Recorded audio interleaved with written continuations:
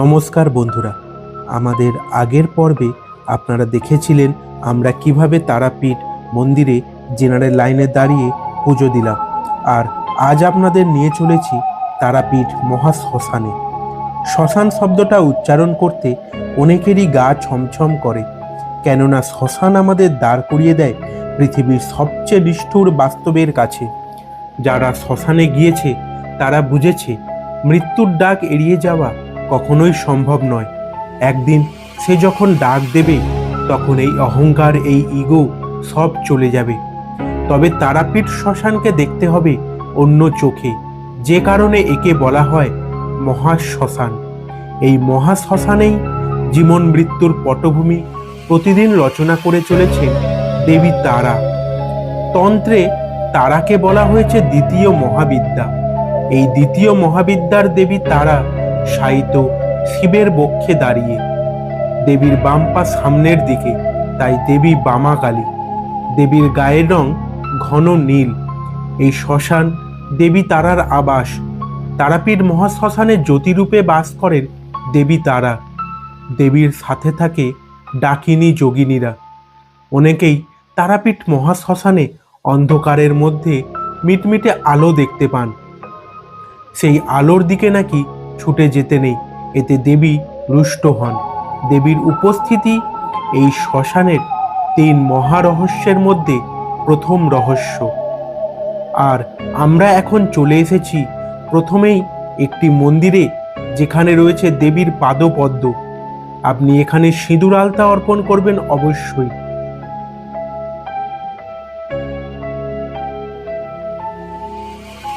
আর এর পাশেই রয়েছে বামদেব বাবার সমাধি মন্দির।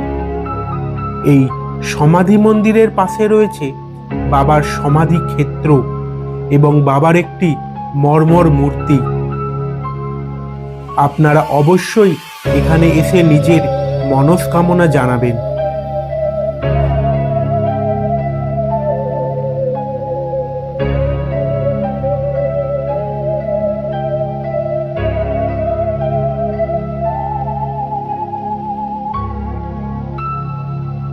এখন আমরা যাচ্ছি মণ্ডমালিতলা মহাশ্মশানের সতীমায়ের ঘাটের দিকে।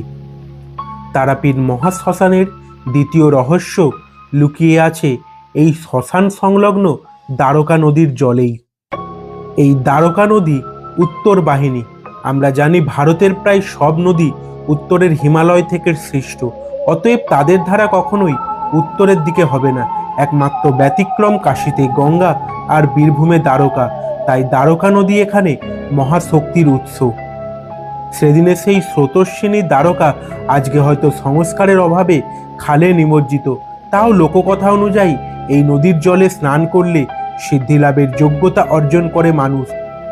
আর এখন আমরা যাচ্ছি রাতের তারাপীঠ মহাশ্মশানে তৃতীয় রহস্যের খোঁজে।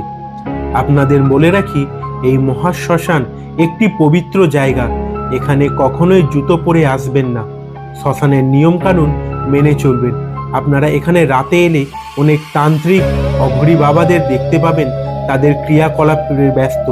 তাদের ক্রিয়াকলাপে কোনো রকম বাধা বিপত্তির সৃষ্টি করবেন না, বা তাদের সাথে কোনো রকম বাদানুবাদে জড়াবেন না।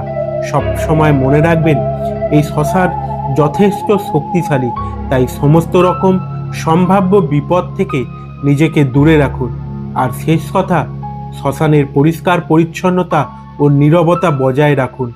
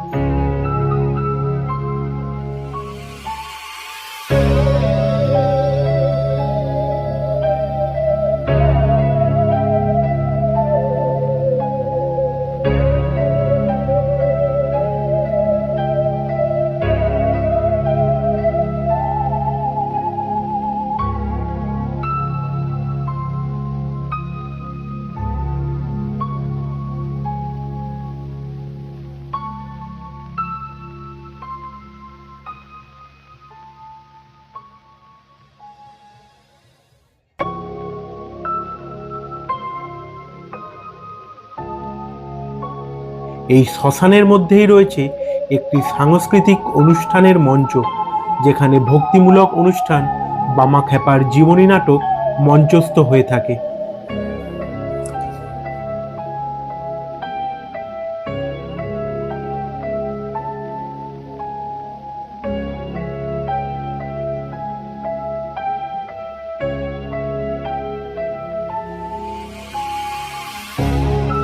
এরপর আমরা এলাম একটি বিশেষ জায়গায়, যেখানে শবদেহ দাহ করার পর চিতাভস্ম স্তূপের আকারে রাখা হয়।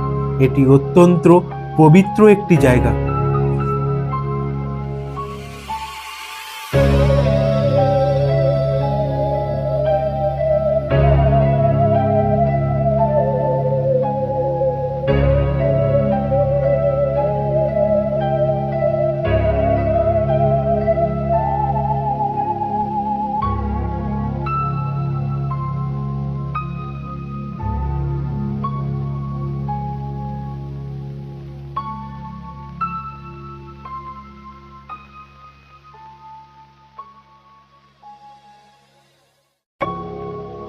এরপর আমরা চললাম কোর এরিয়া বলতে যেটা বোঝায় সেই গভীর শ্মশানে তৃতীয় রহস্যের খোঁজে।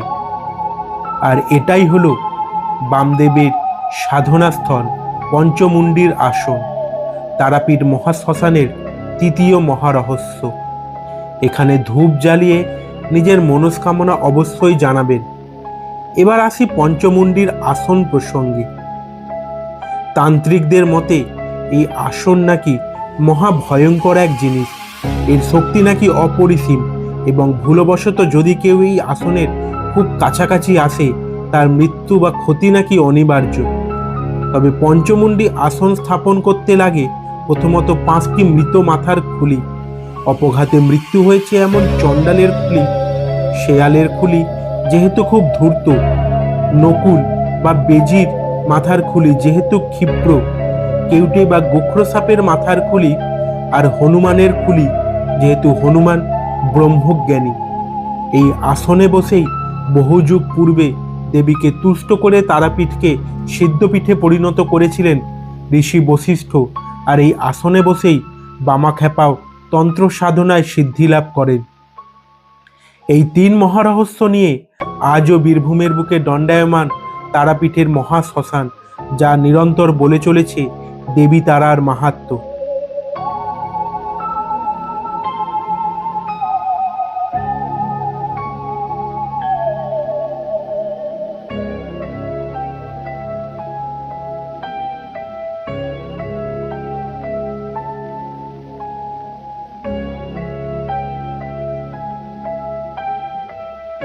বন্ধুরা, আজকের ভিডিও এইটুকুনি। যদি ভিডিওটি ভালো লেগে থাকে তবে ভিডিওটিতে একটি লাইক এবং চ্যানেলটি সাবস্ক্রাইব করে অবশ্যই পাশে থাকবেন। ধন্যবাদ।